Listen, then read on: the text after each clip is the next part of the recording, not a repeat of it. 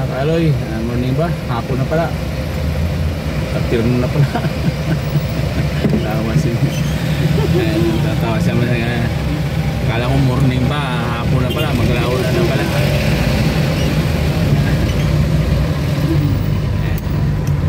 Mga kaaloy, galing kami nagsukat ni Mrs. Mayroon akong sinukatan sa Vito Cruz. So medyo na traffic kami, pauwi na kami, kasama ko si Mrs. sumama hindi mapalagay hindi nakasama. Pauwi na kami, andito na kami sa Quezon Ave. So wala tayong gawa muna ngayon mga kaaloy. Meron akong sinusukatan doon sa Vito Cruz, Prince type din, katulad din ng ginagawa ko na pinto doon nakarang araw na nakabit na yun, mga ginagawa ko noong nakarang araw. Prince type din siya, iba naman may-ari.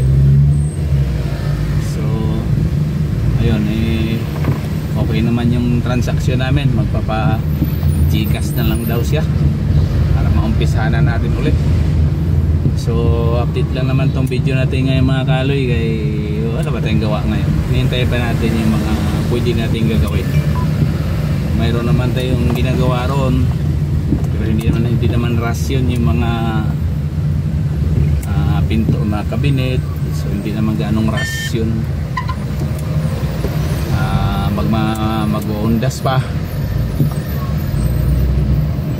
So sana magdadaon, mag-Gcash na yung sinukatan ko ngayon para may pagkabalahan tayo nito mga susunod na araw.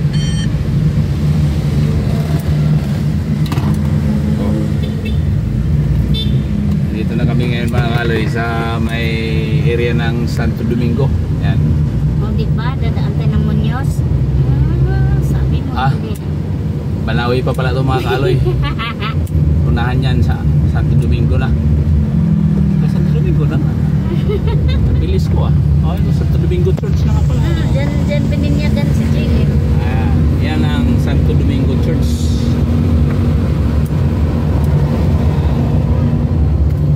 Kala ko Banawi ba? Yes. Ano na pala yung lugar na yun, no? Sergeant Rivera na pala yan.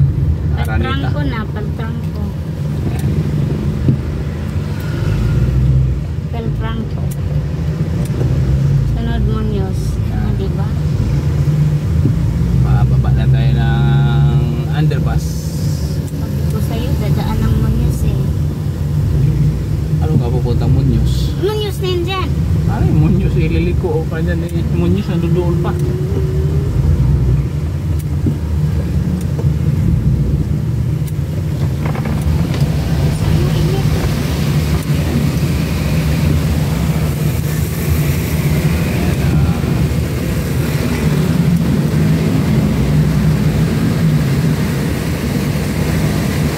Update lang itong video natin ngayon mga kaaloy para may iba naman.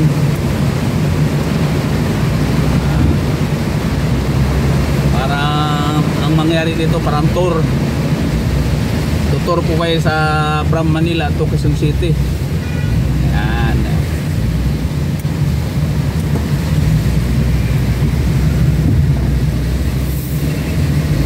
Dito pa rin tayo sa bahagi ng Quezon Boulevard mga kaaloy. Mabahaba rin kasi itong Quezon Boulevard magmula doon sa rotunda ng Espanya. Yan ang dulo ng Quezon Boulevard hanggang Circle. Yan, Quezon Boulevard yun. So mamaya nanablik ang taxi. Malalayo pa yung Circle. Pero i-update ko kayo pag malapit na makita na yung tower ng Circle. Putol-putulin lang muna natin itong para magkasya sa video natin hanggang sa makarating tayo ng bahay.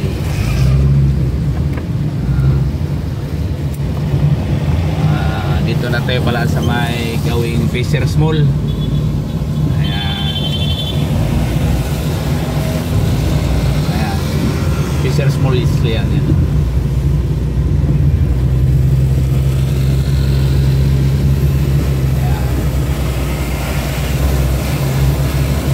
Dito yan sa Yung Fisher's Mall na yan mga kaaloy, kung hindi na niya tatanong, saan nakakabisado yan. Dating ano yan, dating terminal ng bus na pantrangko yan. Yan yung dati na bumibiyahe nung araw sa Liti. Yan. Tapos nung pinasok ng bagong Peltrangco, kauna-unahang bus yan na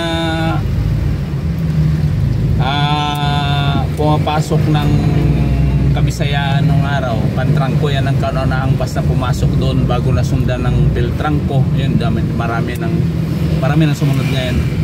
Maliit pa ko nung araw mga kaaloy, yung Pantrangco na yan, yung ano. Tapos nung pumasok ang Peltrangco, medyo nalugi yan. Pumasok ito sa papuntang norte naman, pa Baguio, yan, pa Dagupan, hanggang sa tuluyang nalugi yung kumpanya at yan, ibininta na nga, ginawang Fisher's Malls ngayon. Yan, sa nakakaalam lang naman, sa hindi pa nakakaalam kung ano yung tinatayuan ng Fisher's Malls na yan, ano? Yan ang kwento dyan, kasi binata pa lang ako, nandito na ako ng Manila, so kabisado ko yan, diba? Para kunting kalaman lang mga kalay, para maiba naman, din ang puro trabaho tayo. So update lang kayo pag malapit na tayo doon sa circle. At yung building na yan mga kaaloy, share ko lang sa inyo, may trahedyang nangyari dyan sa building na yan bago nagiging yan. Yung mataas na building na yan na ano na yan, may trahedya na ano dyan, bumagsak yung ano dyan, marami ding patay dyan bago na buo yan. Yan lang yan sa kanto ng EDSA, yung building na yan, di ba? Hindi ko matanda kung anong taon yun. May trahedya nangyari dyan, bumagsak itong bahagi rito sa ano na hindi pa tapos ba, medyo mahina yung pundasyon, mali yung design, bumigay. So maraming nasaktan at namatay dyan sa building na yan bago nangyari. Yung building na yan, no? Yung puti? Oh, yun yung taas, yung pinakamataas na yan. Yung katabi niyan, yan ang opisina ng banda rito sa gawing kaliwa. Yan, nandyan yung opisina ng DILG. Pero itong nito nakaharap sa atin, yan ang bumagsak. Yan. Mahirap talaga yung magawa ng building. Tinitipid natin, mali na yung design, titipirin mo pa sa materials, hindi pa nga dumaan yung lindol, bumagsak na.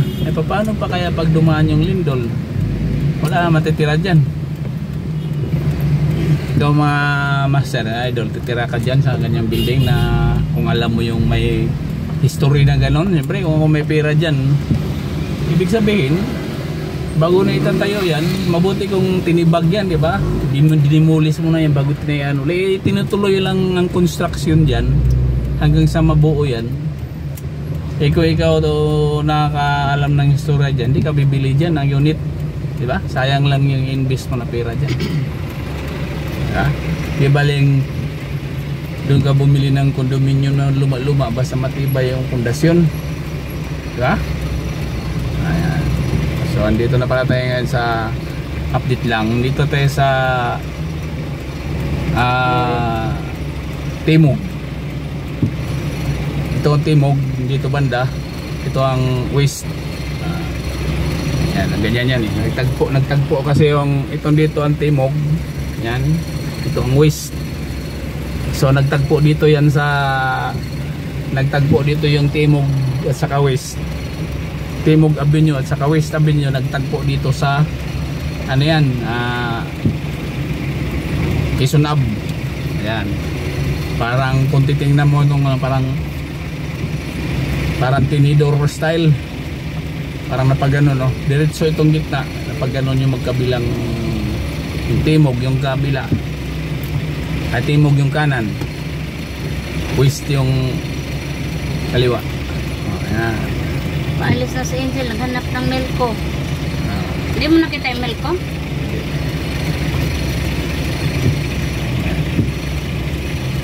So, yun. Update lang. Yan mga kaloy, pakita ko lang sa inyo yung building na ayan o, diba? Maganda siya tingnan. Pero may mali sa design na yan. Kung may bumagsak yan. Itong bahagi rito, yung parang may kurba na yan. Nice Yan, lang. yung tuk-tuk na yan. Ayan, yan ang bumagsak.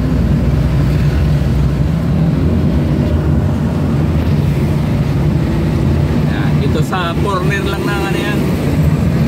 Sa corner ng Quezon Ave at saka EDSA. Ayan yung building na yan, location na yan. Dito na tayo sa Quezon Ave. Yung ibabaw nito, yun ang EDSA underpass.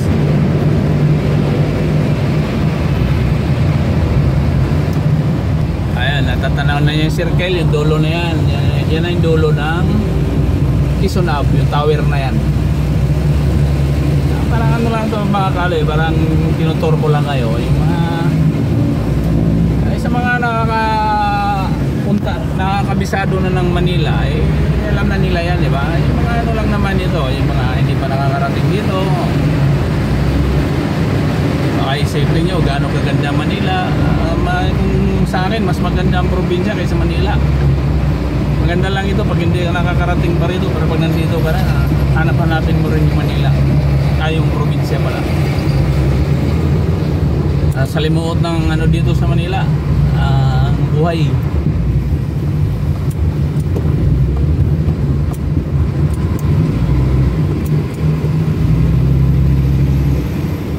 Probinsya, kung matutusin, mas masarap sa probinsya, sa mga sariwang hangin, mga tanawin na hindi nakakagamot ng mga problema. Tsaka doon sa probinsya, kapag medyo mahirap pa ng pera doon, pero pwede ka makakain doon ng libre. Dito sa Manila wala ka makain ng libre dito. Mayroon dyan libre sa basurahan. Pag ano tayo ng mga lakal, libreng libreng pagkain sa basurahan. Sa Manila, sa probinsya, pwede ka doon ikot ka lang, masipag ka lang, makakain ka na ng ano doon. Problema naman, nasa probinsya ka, puro higa lang din gagawin mo, wala rin. Tanim-tanim kunti, mahirap lang pera doon, hindi ka makapag pangarap ka para sa mga anak mo, mukhang hindi matutupad. Kung wala kang lupain doon ng sarili, mayroon mang iba doon na nakapagtapos, pero todo ano talaga, depende sa mga bata lang yan. Mayroon kasi mga bata minsan na pag walang baon, hindi na pumapasok, hindi naintindihan yung buhay ng mga magulang nila. Yung mga bata na kapag tapos, mahirap lang ang buhay ng mga magulang nila. Proud yun sa mga magulang kasi nagsusumikap. Walang baon, minsan walang almusal, walang tanghalian. Kadalasan pa, honor pa. Yung tuloy may mga baon, mga bulakbol, wala. Kaya shout out dyan sa ano, lalo na yun, may ano ko dyan, may mga kaklase ako dung araw dyan. Mga walang-wala talaga. Wala yung baha, walang almusal bata. Pero mga anak niya, naawa nga ako pag nagkita kami dati walang baon yung anak nga, walang tanghalian. Pero bubulat ka po, honor yung anak niya. Kung hindi first honor, second honor. Sa mga bata na sila may pangarap. Ayan, ito na yung circle pala mga kalay. Ito na. Ito na, buong circle yan. Circle, ang tawag na circle kasi bilog. Ayan. Daan tayo. May kabulaklak. Bata sumisigaw. Ipit-ipit siya. Nalaglag na.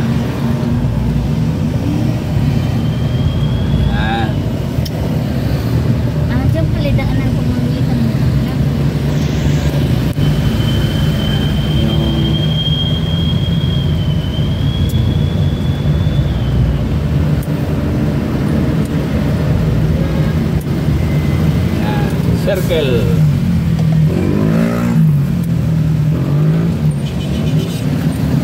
Malaki, mahaba ito circle mga kali. Pag iniikot mo siguro mga, pag walang traffic, mga 1 minuto rin siguro may pag iniikot mo. Ayan, Commonwealth na tayo. Yan, kakana na tayo dyan. Going to Commonwealth Avenue yan.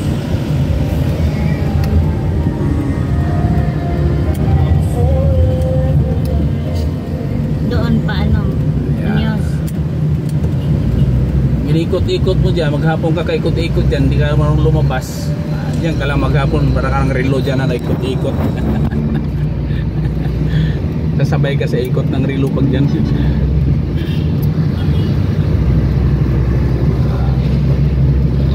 Ayan, itong Commonwealth, ito yung ginagawang MRT7. Ayan, terminal ng MRT7. Salubong natin sa internet.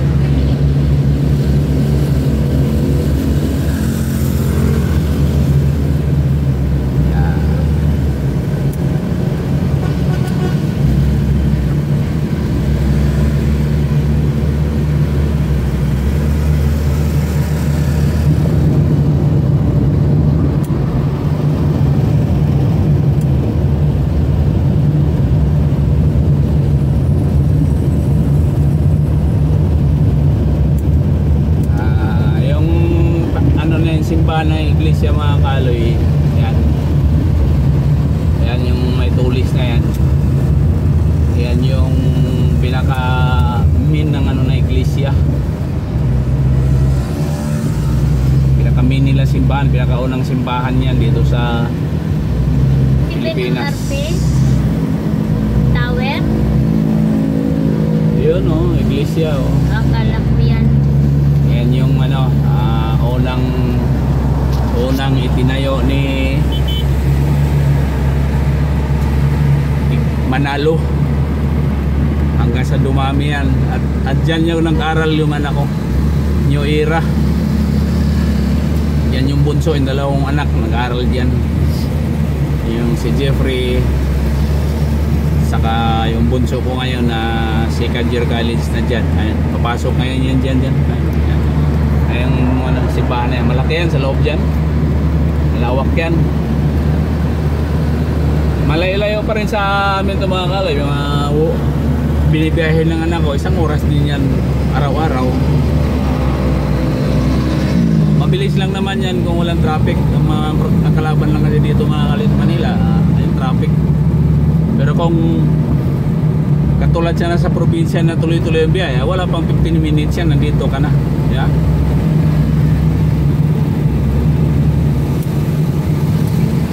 Araw-araw pag nabutan ko pa, hinatid ko hanggang Sakayan, mula doon sa bahay hanggang doon sa Commonwealth, yung dulo nito. Nakasave din ng ito paano 60 pesos.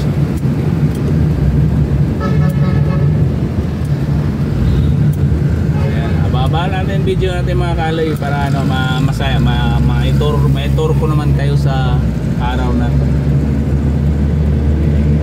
Ulitin ko sa mga nakabisado, kung matagal na sa Manila, alam nila itong lugar na to.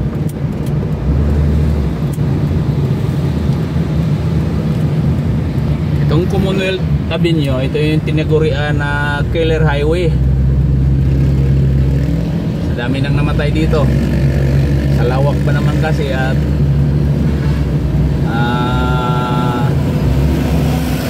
malapad, daming sasakyan na dumadaan. Diba? Kahit natakbo dito ang maximum speed lang dito ay 60. Marami pa rin kasing tumatawid. Hindi katulad ng mga inlex mga kaloy at saka islex, mayroon silang ano sa gilid, pagkabilang gilid, di ba? So wala makakatawid drone.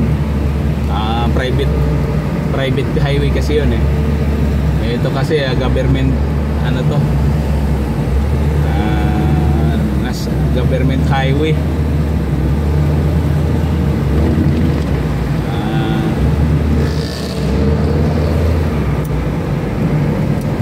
Kahit malapad, walang hindi katulad ng inlex, Slicks or ano pa mang Citix, pag pumasok pa ro may bayad kasi private nga. Dito walang bayad dito, malapad lang. Ilang lane yan mga kaloy, oh? Hanggang doon sa ano, 8 lane yan, di ba?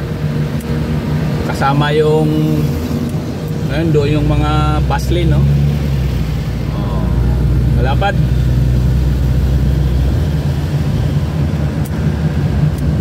Yan. So andito na tayo sa may Don Antonio, Diliman, Quezon City na to, Diliman.